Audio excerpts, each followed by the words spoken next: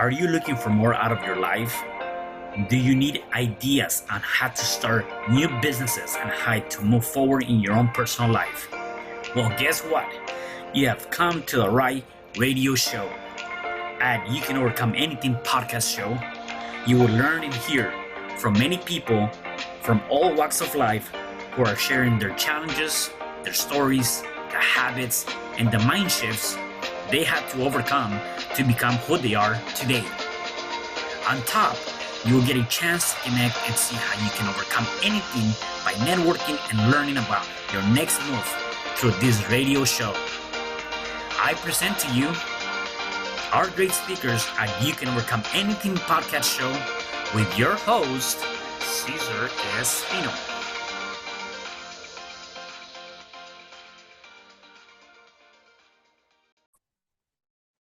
Hello there, and welcome back to another episode of You Can Overcome Anything podcast show. It is your host, Cesar Espino, and today I have a special guest. Her name is Rose Hong. Rose is she's an NLP practitioner. She's a relationships and marriage and business coach. Hypnosis has been doing this for over 20 years of experience in human change. She was born in Vietnam and a self-proclaimed native of Houston, Texas. Her successful practice is in Friendswood, Texas. She is a Christian wife, a happily married since 2002. She has lived in Houston, Texas with her husband and daughter for about 40 years, and she's conducted many training series for UTMB. Hey, Rose, how are you today? I'm doing fabulous. Thanks so much for having me over as your guest today. Yeah, no, definitely. I definitely love to learn more about you and all the things you have going on. And the idea of hypnosis, the idea of NLP, anything that has to do with just the human experience, it really intrigues me. I myself have done hypnosis training in the past, and I understand the power of that. And I'm also an NLP practitioner myself, so obviously I Hmm. understand the whole dynamics of that. And I definitely want to tap into that. Before we get into that, though, tell me a little bit about. So you're originally from Vietnam. Tell me a little bit about Hmm. your upbringing and more of that of you. Yeah. Yeah,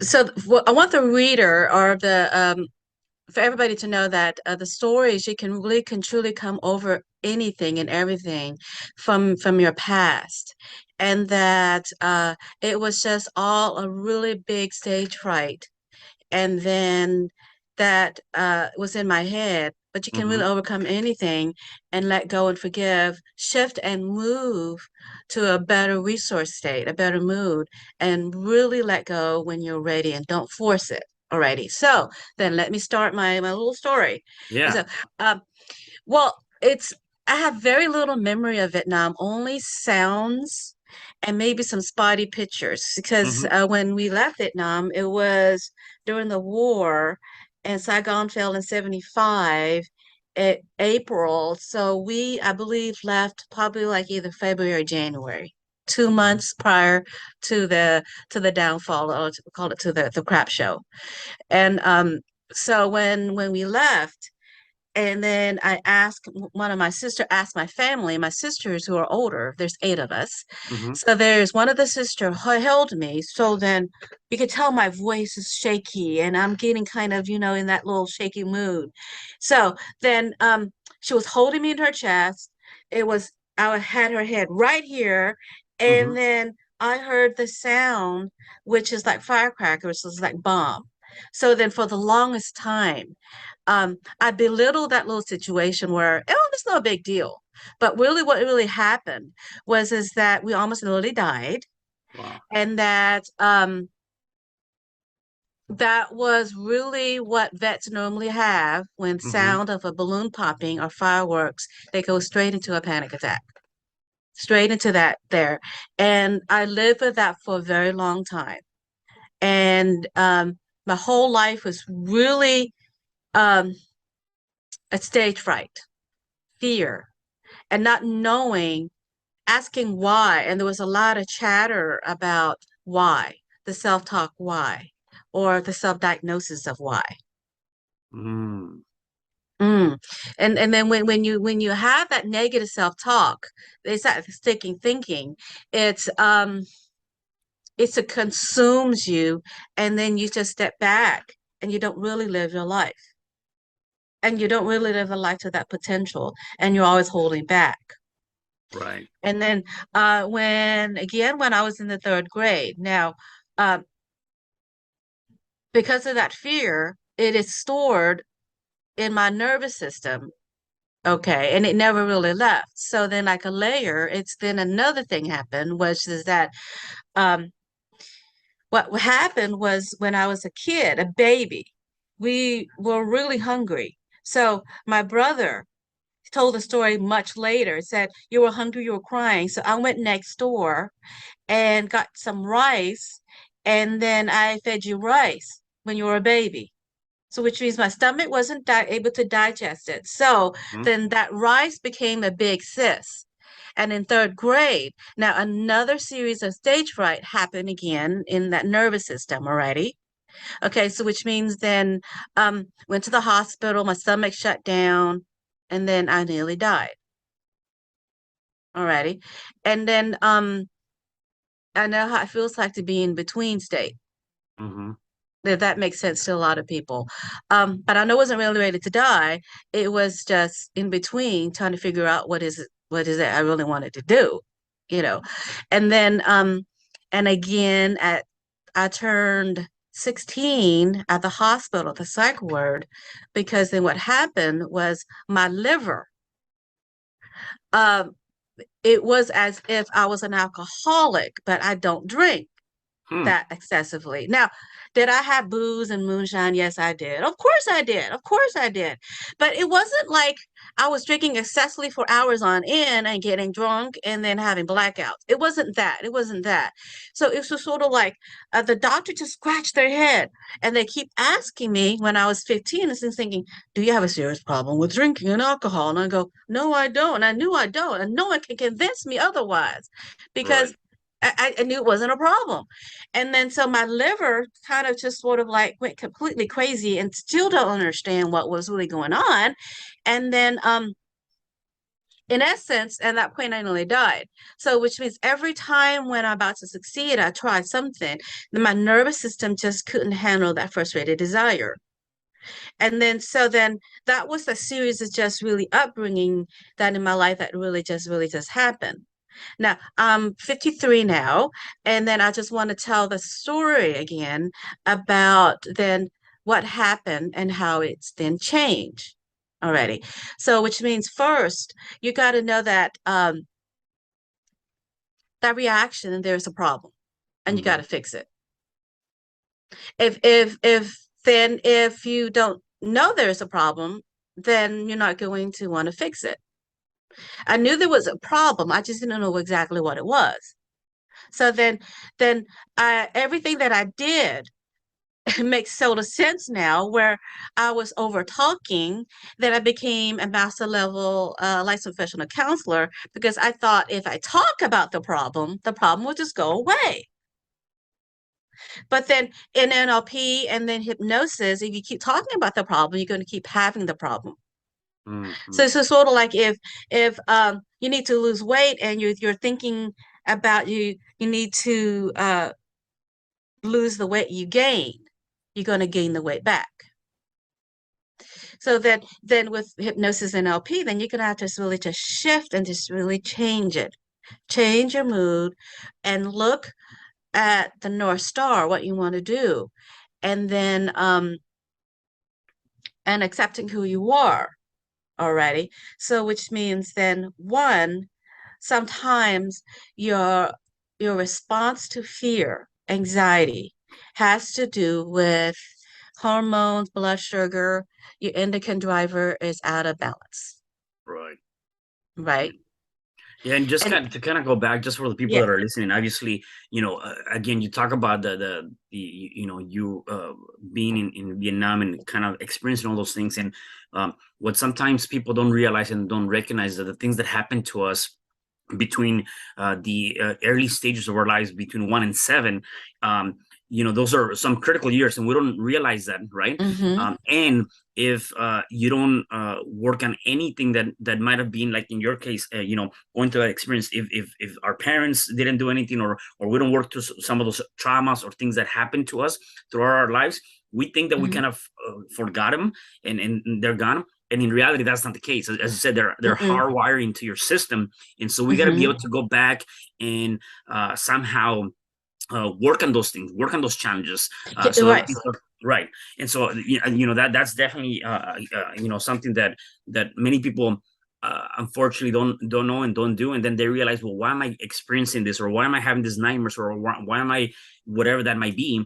And it It, has to do a lot with the beginning. Yeah. the mind is a beautiful machine. Right. And but then from 0 to 7, we are like a sponge.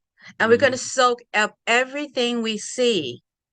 And we were conditioned um to that response. So which means you're right. So then now, as with my parents, they were really overwhelmed too, because in war, leaving, and then I got away with a lot of stuff.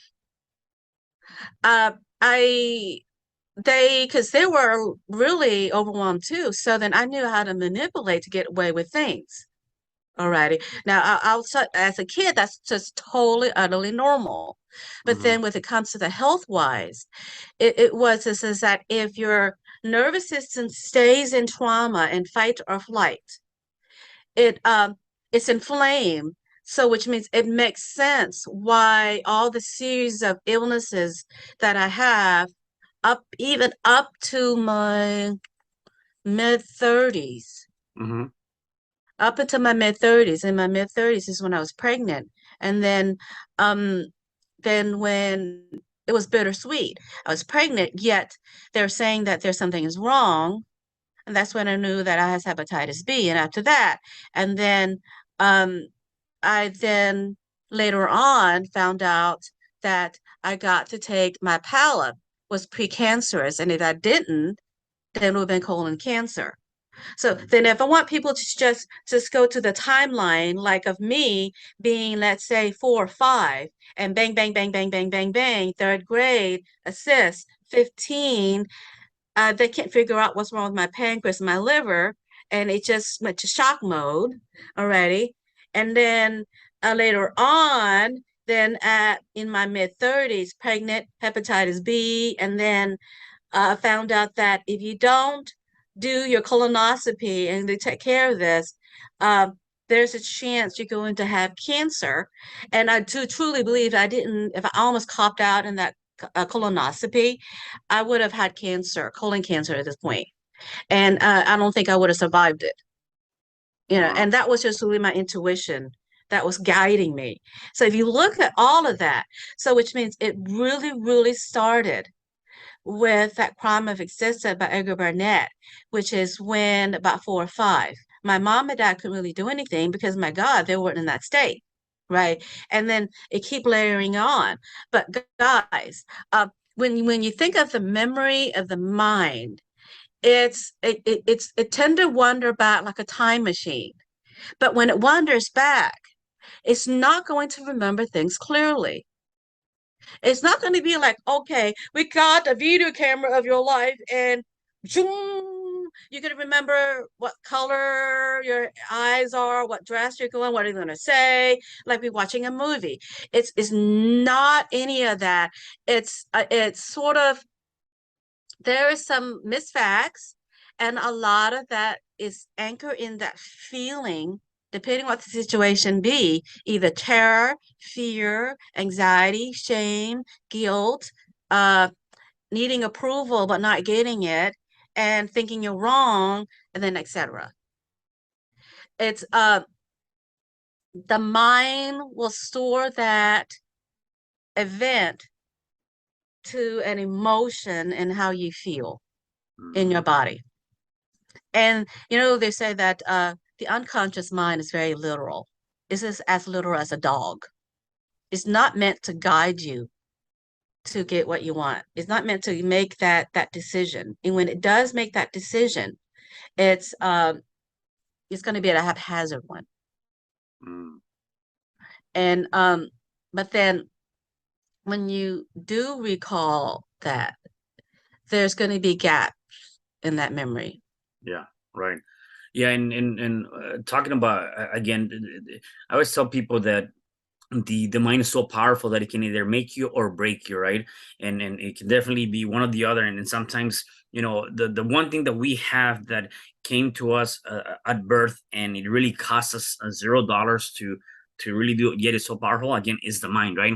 And as you mentioned, uh, at least from my perspective, when we're looking at the conscious mind and the unconscious mind, right? The conscious mind is that critical factor, is how we think, what we do, is what we're doing, is that critical factor. The unconscious mind, on the other hand, is nearly a computer, right? And what I mean by that is whatever you put in is gonna shoot out, right? So that's why I always tell people that we gotta be able to program the mind, the unconscious mind, just as a computer. If you put a particular disk on a computer, it's going to give you the same thing back. It doesn't think, it doesn't do any of that. It's just going to give you whatever crap you put in or whatever good Right. stuff you do. So it comes back to Exactly. the idea of, right. It comes back to the idea of making sure that you have the right programs, that you're listening to the right stuff, that you're watching the right things, that you're listening, and all these different things, affirmations, books, radio, TV, all this stuff comes into play. It it's exciting. It's exciting, which means is that the secret that most hypnotists and NLPer will know is that the mind love to see a picture, love to create a movie. It sees what it wants and what you want. But every time, guys, every time when you have that stinking thinking and you're thinking, I can't do it, it's not enough time, or you do the victim mentality, stop, then change the physiology. Stop. Drink some cold water. Stop. Get some ice water and then rinse your face with it. By gosh, if you do that, you will definitely stop that thinking, and your mind and your body will be more alive and more alert and more energized, which means you got to stop. And after that, then see what is it you want. See what you want. And then now, Scott McFall is my mentor, and he's with Hypnosis Connection, and we're with the Master Hypnosis Society. So he coined me to do the my next hypnotic audio program is going to be financial improvement, success, being a rich tycoon, pretty much. So this is what I did. I transcribed his sports improvement because that's what he told me, modeled after that. And then so I go, all right, then I need to read Rich Dad Poor Dad by Robert Kowalski. And then so I read that, highlighted, I want to read it again. And then after that, then I started writing my own script. So which means then every time I will see a picture of it, and I will then think a picture, then paint an image of what I want. And then you focus on what you want, and your action matches what you want, and you're in that mood that you love it, and you even love it when you get frustrated, then guess what happens? It's just like it's just so easy to get what you want.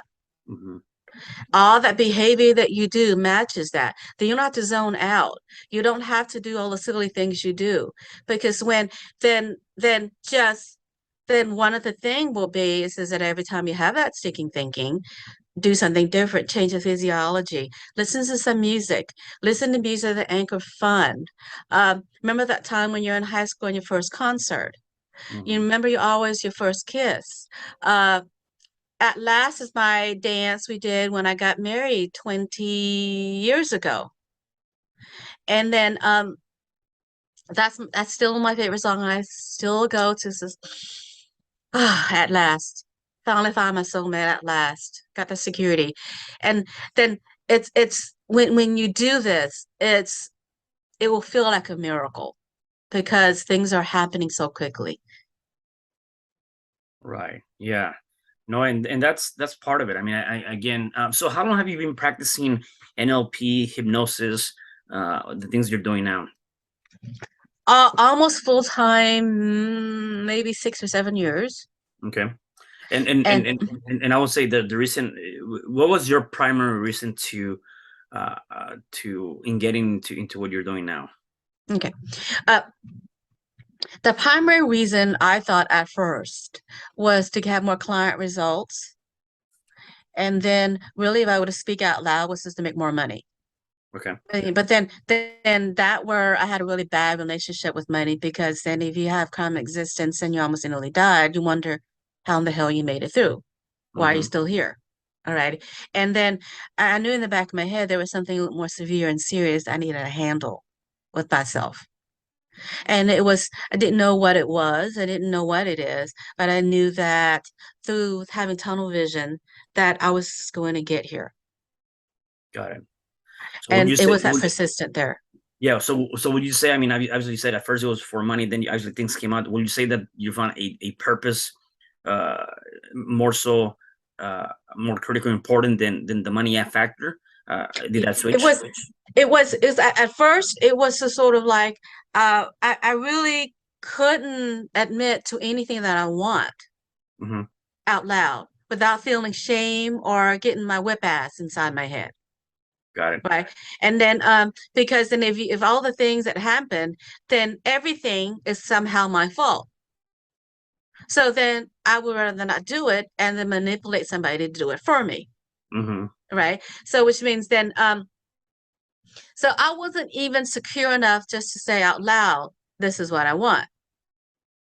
So what I gave an answer was I want better client results. I just really want to know the secret, but it was really intriguing.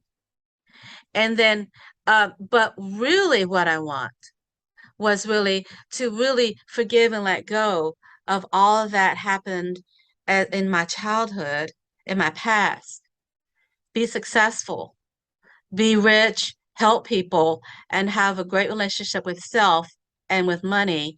And then being a healer and a helper, you're good at that. But then you're also good. You also deserve to have credit to benefit when it comes to the money in return. Yeah, and so that was the point that I was trying to make. Is I believe that many people at one point, including myself, sometimes we get into doing something that we like or we think we like, whatever that might be, for the wrong reasons. We sometimes get into becoming and doing this for the money, and I came to realization that it's just like that. Those people that have those 9 to 5 jobs, they have a really good job, they get paid good money, except they hate going to work. They hate getting up early It's it, because again, yeah, my yeah, point to that is and then it's just sort of like if you hate something, then you're never ever going to go strive to do anything to make it even better. It's just sort of like what did Robert Kiyosaki said about that? It's just that they just like the redundancy of that all that stuff, and then he just said it was appalling that you want to pay the tax man all your money and sure, have more liability because you're always going to be always broke because the government's going to take more of that money there. right, And then but then there are certain people that's okay when they want that security there. And then they're okay if that's what they want, where they can't just step out of their comfort zone. right, And but then that's why I always said it was just is that you first you got to know that there's a problem and you have to be uncomfortable with the problem you're doing. right, yeah, And if you don't realize there's a problem, and then that's why we said, well, okay, you can't just heal everybody, then they're okay with being there.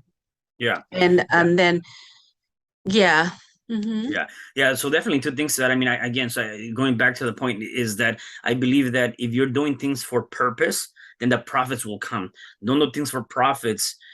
If you're doing things for profits, I think you're doing it wrong. It has to be a purpose, and then all the money will come after the fact. This is exactly what we're talking about. It's really it's a sort of like you gotta do it where there is intention, but then you Right. got to love what you want. You got to Right. have that rally cry, like the last Alamo. You're the captain of that boat. There gotta be an excessive desire Hmm. to get it. Right. Yep. Yep. Yeah. No. Definitely. I wanted to ask you if you can touch bases a little bit on the drama cycle because I think that that's where a lot of people might be a bit stuck in many different aspects in their lives, right? And when we talk about the drama cycle, there's three elements, right? You have the victim, you have the perpetrator, and then you have the rescuer, right? And is this endless cycle of things, and at any given point, we as people can be in any one of those, three categories. um can you just maybe with your NLP and hypnosis experience talk about that? Because again, that drama cycle is really what is revolving a lot of people, and they got to be able to step outside of that drama cycle and be on Mhm. the outside rather than being on the inside. Okay, I want to speak it in a different way, but the same way. Hmm. Um, by quoting Virginia Satir in her book, The New People Making, and that there are four communications stance we do in order to just uh, basically become the victim of not getting things done. Alrighty. So the first thing that people do is that they people please. So when they people please, they go, "Oh, I'll do anything for you, anything for you. It's just anything for you." So when they do, "I'll do anything for you, I'll do anything for you," they just really become more like the Cinderella syndrome, where they expect things to be happen to them magically, and then they focus on somebody else's needs, and then they just become a martyr. They Hmm. become a messiah, and sometimes their ego is a little bit too high, and their identity or their self-expressive is in everything they do.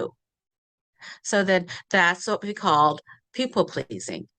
And then we do a loop. And after that, when you people please, then you gave up too much and you have poor boundaries. Then you say, well, you point your finger and you go, it's all your fault, it's all your fault. And then you blame and you get angry. And then when you get angry, it says that you hate what you do and you're always blaming someone else and then yourself, and you're not really taking responsibility to take action. You're always giving an excuse. And then the next thing you may do is cross your hand and think you're a doctor, and you go, if one were to analyze this, one will find, then you compute. When you compute, you're using data and logic and reason, self-talk to get away with it. Alrighty. And then after that, oh, I'll just give up, and you dissociate. So when you dissociate, you just want to forget about it, just want to forget about it. So then here, leveling is accepting what it is. Leveling is not resigning to it. It's accepting to what it is and then finding a way around it. And that's a quote by Michael J. Fox. So which means then in accepting what it is, you got to model self where you like a curiously child at play in the discovery of that strategy, discovery, a childlike wonder, curiosity, discovery of the strategy, that what happened to you in the past, you had the resources you need and you did everything just right. That all behavior that you have there comes from a positive intention. And in that moment, you did everything you did with the resources you have. So when you model self, you look at more as a feeling of discovery, not shame. And then to get out of that loophole, the strategy we just talked about, because it could it's a heavy, hard, heavy chore, then step out of it. Meaning then exercise, eat right, drink water, um, go to your favorite playlist that gets you to that zone of being a kid, and finding joy when you're frustrated. Um, do something to change your mood. Don't get stuck there. Just don't get stuck there. So leveling is also could be just handling that frustrated desire and expecting the frustration to come and not living denial. Did it answer that? Yeah, All you did. right. No, no, no, definitely. Yeah, that definitely does. So again, is being able to recognize and be that. How do where can people contact you if they wanted to learn more about you and or work with you? Do you do one-on-one consultations, or how do you help people? Well, I help people to lose weight, stop smoking, and then also do business consulting. And then if you want to be a hypnotist too, for fun and for profit. And then I offered a free screening. They can get a hold of me at 281-996-8000. Again, 281-996-8000. And they can just give me a call, and then we can schedule your first screening appointment. And they could be on Zoom, virtual, or in the office. And for those callers who will call, just mentioned the podcast, Hmm. Seizures podcast, and then that mentioned you get 25% off, and I will Awesome. honor that. Yeah, I love it. Thank you so much for that. That's great for all of you guys that are listening. That's amazing. And I think that obviously going through all of the training you've gone through, um, a lot of people, have either come up with different ways and or a lot of training, and they start building these habits, these daily things. What are some of your daily habits that you do on a day-to-day basis to kind of keep you moving and going forward positive? Okay. I always wake up at a certain time, even on the weekend. If I go to bed at 1 o'clock in the morning, I'm always up by 6:30. Mm, Okay. Um, and then of course I need to get ready. Then in the morning, then I listen to Scott McFall conference call while I do my morning walk around the house. If I have time and my day starts at 10, then I'll do my one of four run, where at least it'd be 20 minutes. And then I do yoga at least 2 times in a week. Alrighty. So I do that listening to his podcast. And then um, I do a ritual of being in the zone where then uh, I get my hair done, I fix my face, put my makeup on, and then anchoring some really fun music that I like. mm, So also I listen to like Spotify deep sleep music at night. So it's to signal my nervous system that to be awake, I do my stretch in the bed, and then I change the music. I change the music to um to chilled, where it's still like elevator music, elevator jazz music, where not heavy metal, but just a good transition where I my nervous system go, okay, it's time to wake up. And then I get when I finish my makeup, I put hairspray as a setting spray. It was a mhm. little technique that I learned from drag queens to watching YouTube with how to do their makeup. And then when I imagine spraying my face, when I imagine spraying my face with hairspray, imagine then sticking to being a female version of Scott. And then I model Scott, but be more female, more feminine. Mhm. And then it just sticks. And then everything is a certain routine. Get the right outfit on. And then when I put my rings on, then I stay in that zone. I stay in that zone. I Okay. stay in the just enough aggression, just enough uh, motivation, stay in the zone, and then paint a picture what I want. Okay. Awesome. And No, I then love it. Yeah, so I that's love that's that. that's roundabout what I do typically. And then my weekend is a little bit more laxy daisy Yeah. than No, my definitely. morning Monday through Friday. Yeah, no, definitely. I love that. Definitely having that in there. The last thing I have for you, and I want you to kind of maybe, uh, you know, uh, give me a little bit more on this and just more on what you're saying here. And the one thing you want to tell everybody is that you can rewire and reframe your childhood pain and add resources to chase happiness and success in adulthood. Can you just elaborate a little bit on that comment? Yeah, it's when you're ready to let go, and then you got to change your mood, your feeling on the inside. of what used to be heavy. It needs to shift completely where it's light and easy going. And then you can't just keep thinking you're drowning in 3 feet of water and all you need to do is to stand up. And then when you're able to model self in a way where in the discovery zone, imagine your closest nexus to high self is God looking down, and then you can discover things that you can see that you didn't see so clearly. And then it's patience dealing with that and having that passion to get rid of it, to let go of it. It's the best way I can just let people know that of all the stuff they've been through. That just you got to have the passion and the drive to get over and be done with it, to forgive, because it's going to be frustrating when you do through that walk. But then every time you change your mood, change your physiology, eat right, take care of your body, your hormone, eating too much sugar, stop it. Drinking too much, stop it.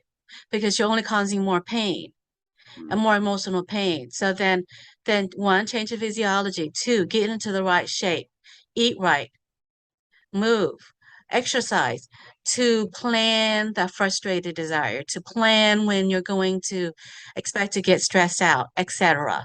Then things like that. There are so many things you can do. Get into a program with me. I have trainings that I don't know this is going to be enough where I have a training that's going to be September the 17th and 18th. Getting a training, learn about it. Learn NLP and hypnosis to shift your mood, shift it each time, and practice. Love the practice and doing it, because you got to keep doing it. When you succeed and you're going to move forward, it's not like you're going to just go back and say, I want to go back, be a drunk. You're going to keep succeeding, going to keep moving forward.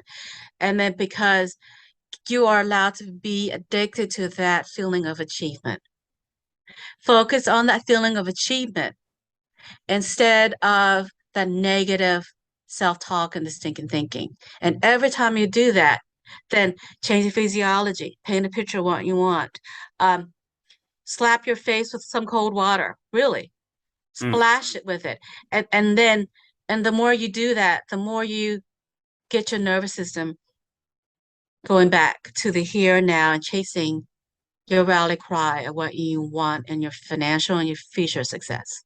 Because your future is what you want, not the past. I love that. I definitely love that. And exactly, sometimes we tend to live too much in the past and forget about the future. And so we got to be present on the now. So, Rose, I really appreciate everything you've shared with us. Anything else you want to say before I let you go?